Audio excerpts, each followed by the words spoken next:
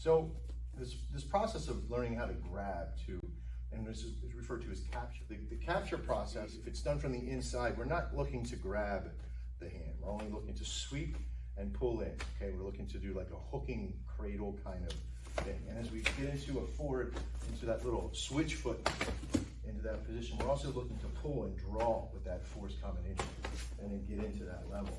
Okay, but as we do, that switch foot comes up to kick, be able to get to that level. Even, we're not actually having to switch foot at that point, right?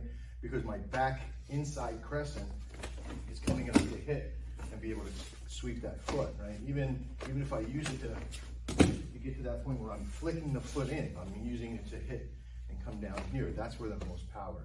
If I'm going to be using the front foot, I either have to make sure that the front foot's in position to hit to there to get to that point, or I have to make sure what? It's a different type of kick, right? So from this position, it's like what? What is this? Inside crescent, right? So, oh man, be able to get to that position and kick, right? You could do an outside crescent from that position as well, right? It would be a little harder, but I could, right? But I have to chamber from that position, right? And I have to make sure that if I'm doing an inside crescent here, that I want to move if I move the body this way, what's going to happen to his knee? It turns inside, right? And I can bring it in here to do that. I just have to make sure that if I do an outside crescent, like here with this front foot, I have to make sure that I have the knee face out, right? Which is usually boom, right? Okay. If I'm in this position and doing an outside, I'm really at that point, right? But again, you're absolutely right. So it's not always just about, one kick and then that's it and I'm done.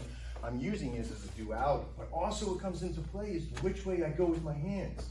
So if I'm doing an inside crescent kick and I want his body to turn that way, it's to set the hands at the same time in the direction of my footwork. That, okay?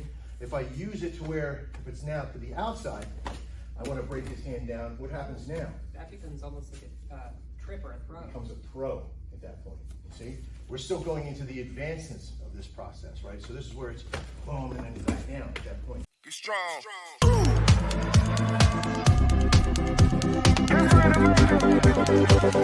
strong.